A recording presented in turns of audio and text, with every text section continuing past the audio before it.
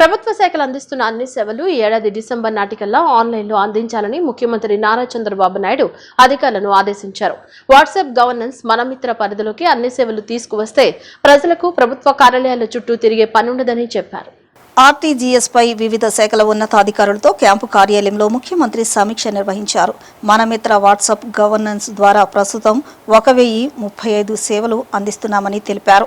WhatsApp governance సేవలు ప్రారంభించిన దగ్గర నుంచి ఇప్పటివరకు రాష్ట్రంలో 54 లక్షల మంది 1.78 కోట్ల సేవలు పొందారని ఈ సందర్భంగా ముఖ్యమంత్రి చంద్రబాబు నాయుడుకు అధికారులు వివరించారు. వాట్సాప్ గవర్నెన్స్ సేవల వినియోగంపై ప్రజలకు అవగాహన కల్పిస్తున్నామని సీఎంకు తెలిపారు. ఇప్పటివరకు 24 లక్షల మందికి పైగా వాట్సాప్ గవర్నెన్స్ సేవలు ఎలా పొందాలో అవగాహన కల్పించామని చెప్పారు. కర్నూలు జిల్లాలో ఏర్పాటు చేస్తున్న డ్రోన్ సిటీ ఫేజ్ 1 అభివృద్ధి పనులు శరవేగంగా సాగుతున్నాయని, ఇప్పటికే ప్లాంట్లు నెలకొల్పునేందుకు ముందుకు వచ్చిన 8 కంపెనీలకు భూములు కేటాయింపు పూర్తయ్యాయని, మే నెల 2వ వారంలో ఇవన్నీ గ్రౌండ్ అవుతాయని అధికారులు ముఖ్యమంత్రికి వివరించారు. డ్రోన్ సిటీ మాస్టర్ ప్లాన్ ఖరారయ్యిందని అధికారులు ఇచ్చిన వివరణపై స్పందించిన సీఎం ఈ ఏడాది జూలై నాటికి మొదటి దశ పనులు పూర్తి చేయాలని స్పష్టం చేశారు. దేశంలో మరే రాష్ట్రంలోనూ లేనంతగా ఆంధ్రప్రదేశ్లో సీసీటీవీ కెమెరాలు ఏర్పాటు, వాటి వినియోగం, పర్యవేక్షణ జరుగుతోందని అధికారులు ముఖ్యమంత్రికి తెలిపారు. దీనివల్ల రాష్ట్రంలో నేరాల నియంత్రణ, నేరస్తులను గుర్తించడంతో పాటు మిస్సింగ్ కేసుల ట్రేజింగ్, వాహనాల దొంగతనాల వంటి కేసులు వేగంగా కొలిక్కి వస్తున్నాయని చెప్పారు. అయితే సీసీ కెమెరాలు లేని ప్రాంతాల్లో ప్రైవేటు వ్యక్తులు ఏర్పాటు చేసిన సీసీ కెమెరాల డేటాను కూడా ఇంటిగ్రేట్ చేయాలని, ప్రజల్లో దీనిపై అవగాహన కల్పించాలని అధికారులకు ముఖ్యమంత్రి సూచించారు. సీసీ కెమెరాలతో పాటు శాటిలైట్ డేటాను వినియోగించుకునేలా కార్యాచరణ చేపట్టాలని అధికారులకు సీఎం నిర్దేశించారు. శాటిలైట్ సమాచారాన్ని ఆర్టీజీఎస్కు అనుసంధానించి వేగంగా చర్యలు చేపట్టాలని అన్నారు. ఇటీవల తిరుమల తిరుపతి సమీపంలో శేషాచల అటవీ ప్రాంతంలో మంటలు వ్యాపించిన ఘటనపై వేగంగా స్పందించే అవకాశం ఉండేదన్నారు. డీజిల్, పెట్రోల్ సరఫరాపై రాష్ట్ర ప్రభుత్వం తీసుకున్న తక్షణ చర్యలతో మళ్లీ సాధారణ స్థితి నెలకొందని, అయితే సమస్య ఉత్పన్నం కాకముందే రియల్ టైంలో స్పందించేలా చర్యలు ఉండాలని సీఎం సూచించారు. ఏపీలో 10వ తరగతి ఫలితాల్లో బాలికలే పైచేయి సాధించారు. రాష్ట్ర వ్యాప్తంగా 85.25% ఉత్తీర్ణత నమోదైంది. 87.90% మంది బాలికలు ఉత్తీర్ణులు కాగా 82.68% మంది బాలురు పాస్ అయ్యారు. బాలురితో పోలిస్తే 5.22% అధికంగా బాలికలు ఉత్తీర్ణత సాధించారు. ప్రభుత్వ పాఠశాలల్లో 10వ తరగతి పరీక్షా ఫలితాలలో మంచి ఫలితాలు సాధించడంతో మంత్రి నారా లోకేష్, ఎన్టీఆర్ జిల్లా కలెక్టర్ లక్ష్మీషా అభినందనలు తెలియజేశారు. ప్రభుత్వ పాఠశాలలో చదువుతున్న విద్యార్థుల్లో 78.39% మంది ఉత్తీర్ణులయ్యారు. 2161 పాఠశాలలో 100%, 16 పాఠశాలలో 0% ఉత్తీర్ణత నమోదైంది. 96.07% ఉత్తీర్ణతతో పార్వతీపురం మన్యం జిల్లా ప్రథమ స్థానంలో నిలువగా 57.12%తో అల్లూరి జిల్లా చివరి స్థానంలో నిలిచింది. ఏపీ రెసిడెన్షియల్ పాఠశాలలో ఈసారి అత్యధికంగా 96.04% ఉత్తీర్ణత నమోదైంది. 10వ తరగతి ఫలితాల్లో పార్వతీపురం మన్యం జిల్లా ప్రథమ స్థానంలో నిలబడడం ఇది వరుసగా 4వసారి. మే 25 నుంచి జూన్ 4 వరకు అడ్వాన్స్డ్ సప్లిమెంటరీ పరీక్షలు నిర్వహించనున్నారు. మే 1 నుంచి 9 వరకు పరీక్ష ఫీజు చెల్లించేందుకు అవకాశం కల్పించారు. రీకౌంటింగ్, రీవెరిఫికేషన్ మే 1 నుంచి దరఖాస్తులు చేసుకోవాలని అధికారులు సూచించారు. కళలు, కళాకారులను ఎక్కడైతే గౌరవిస్తారో అక్కడ సుఖ సంతోషాలు, దైవానుగ్రహం లభిస్తాయని సెంట్రల్ ఎమ్మెల్యే బోండా ఉమామేశ్వరరావు అన్నారు. తల్లిదండ్రుల ప్రోత్సాహంతోనే పిల్లలు కళల్లో ముందుకు సాగి మన సంప్రదాయాలను భవిష్యత్ తరాలకు అందించగలుగుతున్నారని ఎమ్మెల్యే పేర్కొన్నారు. కూటమి ప్రభుత్వం అధికారంలోకి వచ్చాక సంప్రదాయ కళలకు అత్యధిక ప్రాధాన్యం ఇస్తూ సంస్కృతి కళల పరిరక్షణకు కట్టుబడి పనిచేస్తుందని తెలిపారు. దుర్గాపురంలోని ఘంటసాల సంగీత కళాశాలలో ఆంధ్రప్రదేశ్ ప్రభుత్వం భాషా సాంస్కృతిక శాఖ సౌజన్యంతో అమరావతి శాస్త్రీయ నాట్యాచార్యుల సంఘం ఆధ్వర్యంలో ప్రపంచ నాట్య దినోత్సవాన్ని ఘనంగా నిర్వహించారు. ఈ కార్యక్రమంలో భాగంగా నాట్య గురువులకు సత్కారం నిర్వహించడం విశేషంగా నిలిచింది. ఈ కార్యక్రమానికి ముఖ్య అతిథిగా సెంట్రల్ శాసనసభ్యుడు బోండా ఉమామహేశ్వరరావు పాల్గొన్నారు.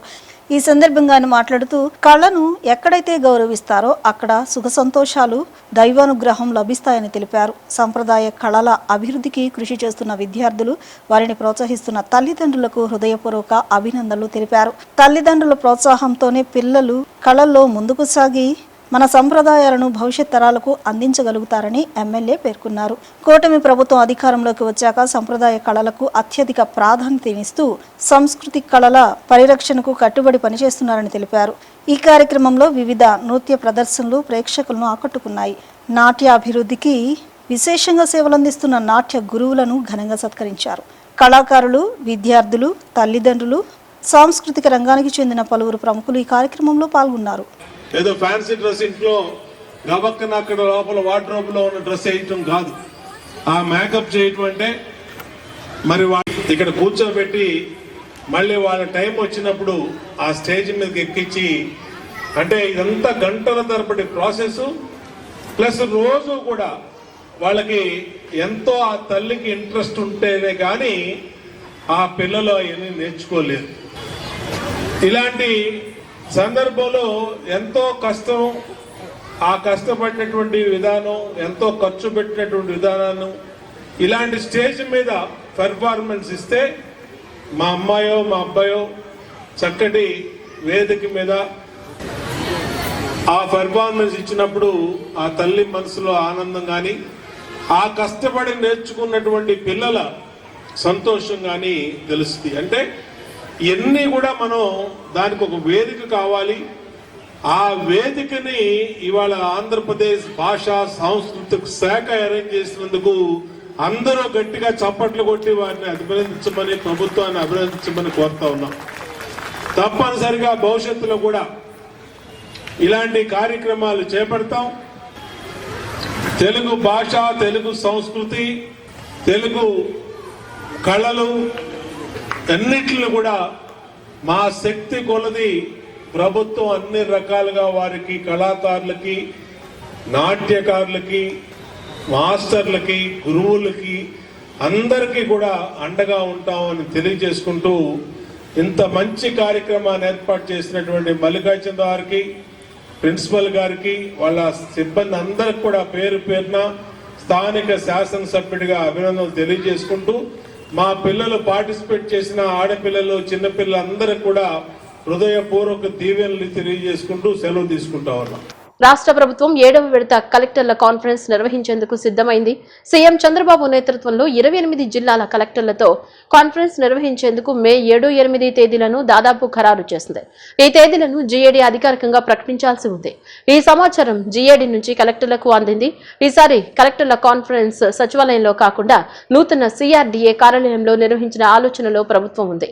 సిఆర్డీఏ భవనంలోని కాన్ఫరెన్స్ హాల్ పెద్దగా ఉండడంతో పాటు అధునాతన టెక్నాలజీతో సిద్ధం చేశారు. రాష్ట్ర ప్రభుత్వం 7వ విడత కలెక్టర్ల కాన్ఫరెన్స్ నిర్వహించేందుకు సిద్ధమైంది. సీఎం చంద్రబాబు నేతృత్వంలో 28 జిల్లాల కలెక్టర్లతో కాన్ఫరెన్స్ నిర్వహించేందుకు మే 7, 8 తేదీలను దాదాపు ఖరారు చేసింది. ఈ తేదీలను జీఏడీ అధికారికంగా ప్రకటించాల్సి ఉంది. ఈ సమాచారం జీఏడీ నుంచి కలెక్టర్లకు అందింది. ఈసారి కలెక్టర్ల కాన్ఫరెన్స్ సచివాలయంలో కాకుండా నూతన సిఆర్డీఏ కార్యాలయంలో నిర్వహించిన ఆలోచనలో ప్రభుత్వం ఉంది. సిఆర్డీఏ భవనంలోని కాన్ఫరెన్స్ హాల్ పెద్దగా ఉండడంతో పాటు అధునాతన టెక్నాలజీతో సిద్ధం చేశారు. బయోడైవర్సిటీ చట్టంలోని యాక్సెస్ అండ్ బెనిఫిట్ షేరింగ్ విధానం ద్వారా ప్రకృతి వనరుల వినియోగం వల్ల వచ్చే లాభాలను స్థానిక ప్రజలకు చేరవేయడం ప్రధాన లక్ష్యమని AP SBB chairman Neelayapalem Vijay Kumar తెలిపారు. యాక్సెస్ అండ్ బెనిఫిట్ షేరింగ్ వల్ల చేపల ధరలు ఏమాత్రం పెరిగే అవకాశం లేదన్నారు. చెన్నైలోని నేషనల్ బయోడైవర్సిటీ అథారిటీ, అమరావతిలోని ఆంధ్రప్రదేశ్ స్టేట్ బయోడైవర్సిటీ బోర్డు సంయుక్తంగా సముద్ర జీవ వైవిధ్య వనరుల వినియోగంలో యాక్సెస్ అండ్ బెనిఫిట్ షేరింగ్ విధానాలపై ప్రత్యేక వర్క్షాప్ను స్థానిక మురళీ ఫార్చ్యూన్ హోటల్లో environment, forest science and technology డిపార్ట్మెంట్లో ఆధ్వర్యంలో నిర్వహించారు. ఈ సందర్భంగా ఏపీఎస్బీబీ చైర్మన్ నీలయపాలెం విజయ్ కుమార్ మాట్లాడుతూ, ఎర్రచందనం విక్రయాల ద్వారా రైతులకు 5% లాభం అందజేస్తూ గత 3 నెలల్లో సుమారు 7 కోట్లను పంపిణీ చేసినట్లు వెల్లడించారు. అదే విధానాన్ని సముద్ర సంపదపై కూడా అమలు చేసి మత్స్యకారులకు ప్రయోజనాలు కల్పించే దిశగా చర్యలు తీసుకుంటున్నామని చెప్పారు.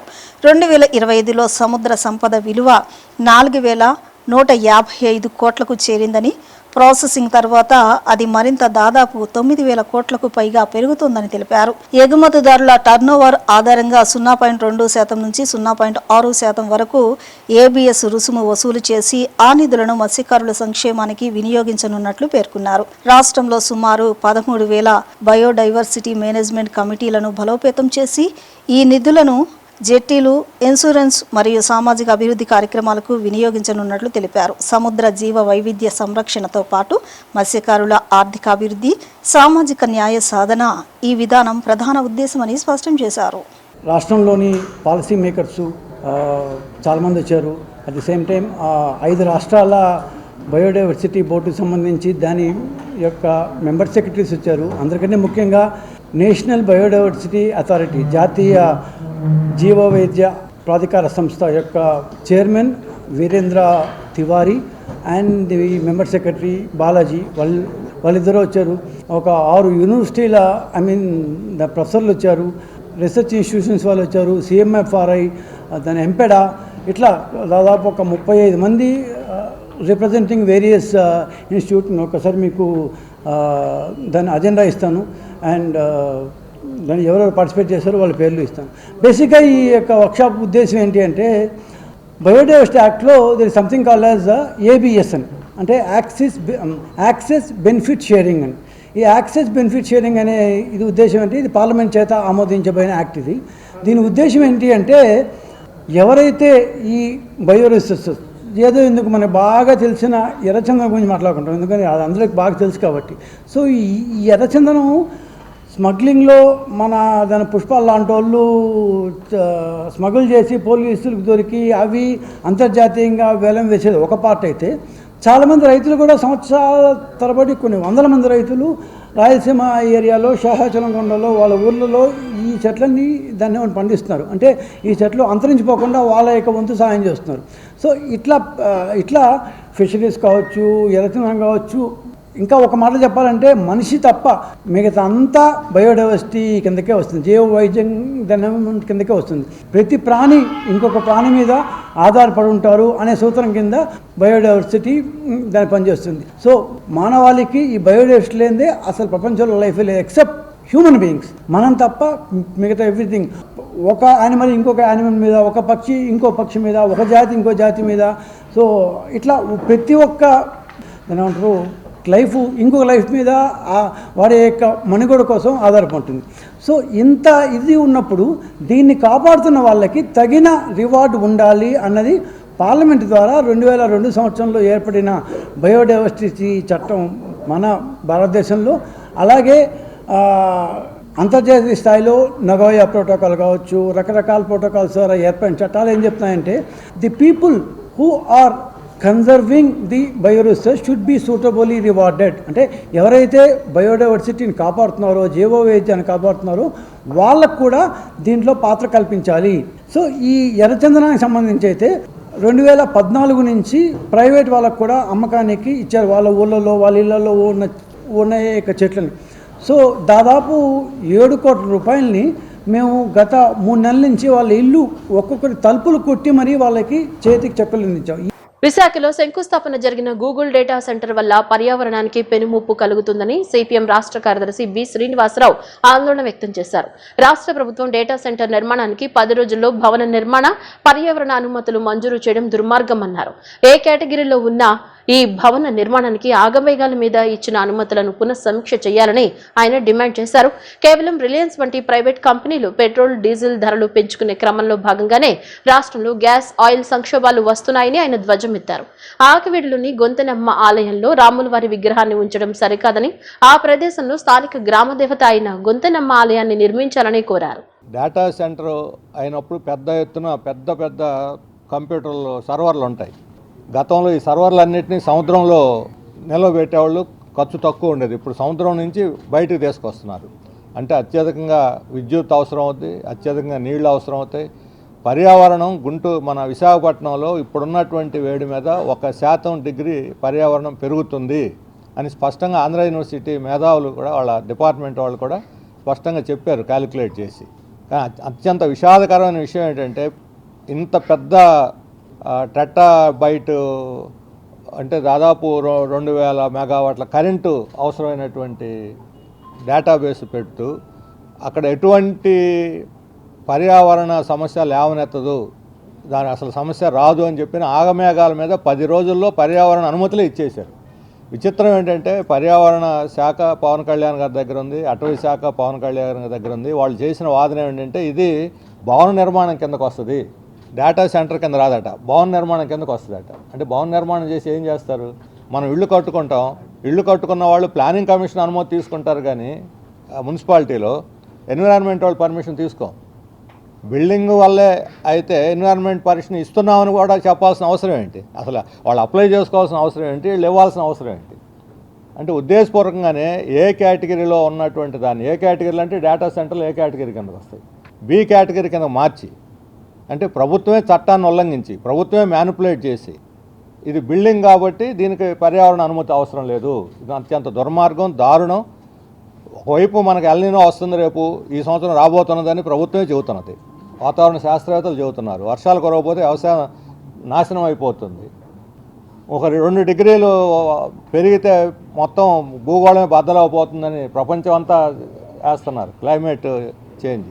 ఇప్పుడు విశాఖలో 1 డిగ్రీ పెరగటం అంటే అర్థం ఏంటి? అదేం ప్రభుత్వానికి పట్టదా? పర్యావరణం కిందకి రాదు. ఇది అనుమతులు 9వ తేదీ, ఏప్రిల్ 9వ తేదీ అప్లై చేసుకుంటే 18వ తేదీ కల్లా పర్మిషన్ వచ్చేసింది. అంటే ఆగమేఘాల మీద ఇంత స్పీడు, ప్రజా సమస్యల విషయంలో ఇంత స్పీడ్ ఉండదు. వాళ్ళు చేయాల్సిన పని, పర్యావరణం వాళ్ళు ముందు పబ్లిక్ హీరింగ్ చేయాలి. ఇక్కడ పబ్లిక్ హీరింగ్ లేదు. సోషల్ ఆడిట్ చేయాలి, ఆ సోషల్ ఆడిట్ లేదు. దీని ప్రభావం నగరం మీద, ప్రజల మీద, వాళ్ళ వృత్తుల మీద ఎలా ఉంటుందో చెప్పాలి. ఏమీ లేకుండా వాళ్ళు క్లియరెన్స్ ఏకదమ్మున పెన్ను అమరావతిలో కూర్చొని ఇక్కడ క్లియరెన్స్ ఇచ్చేసారు. ఇది చట్ట ఉల్లంఘన. ఇలా ఉల్లంఘించేటువంటి అధికారం రాష్ట్ర ప్రభుత్వానికి లేదు. ఎలా అంటే ఎల్ఎన్టీ, మెగా లాంటి ప్రైవేట్ కంపెనీల కోసం ఈరోజు మన జనాన్ని బలి చేశారు. చాలా దారుణమైన విషయం అది. రాష్ట్ర ప్రభుత్వం కార్పొరేట్ కంపెనీలకి, కాంట్రాక్టర్లకి మెయిల్ చేయడం కోసం 3 ప్రైవేట్ కంపెనీలు, లేదా అతి పెద్ద కాంట్రాక్ట్ కన్స్ట్రక్షన్ కంపెనీలు, వీటికి మెయిల్ చేయడం కోసమే జనం మీద ఈరోజు భారం వేసిన పరిస్థితి. క్యూలో నిలబడి పనులు పోగొట్టుకుని ఎండలో ఈరోజు ఎంత అవస్థలు పడుతున్నారో మనందరికి కూడా తెలుసు. అభద్రత, మధ్యలో ఆగిపోతే ఏం చేయాలని, ఇటువంటివన్నీ రవాణా ఆగిపోయింది. ఇవి ఆహార సరఫరా మీద ఇబ్బందులు పడుతున్నాయి, కూరగాయలు వీటి మీద. అన్నిటికీ రాష్ట్ర ప్రభుత్వం బాధ్యత వహించాలి. ఇంద్రకీలాద్రిపై వేంచేసి ఉన్న శ్రీ కనకదుర్గమ్మ వారిని జాతీయ మానవ హక్కుల కమిషన్ చైర్మన్ జస్టిస్ రామసుబ్రమణియన్ కుటుంబ సమేతంగా దర్శించుకున్నారు. చిన్నరాజగోపురం చేరుకున్న చైర్మన్ దంపతులకు దేవస్థానం ఈవో సీనా నాయక్, ఆలయ అధికారులు, వేద పండితులు సంప్రదాయబద్ధంగా స్వాగతం పలికారు.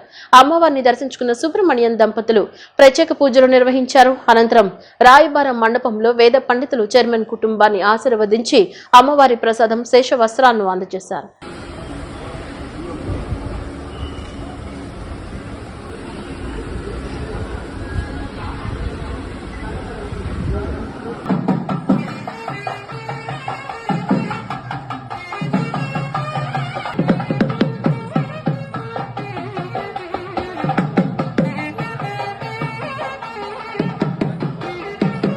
బులెటిన్లో షార్ట్ బ్రేక్.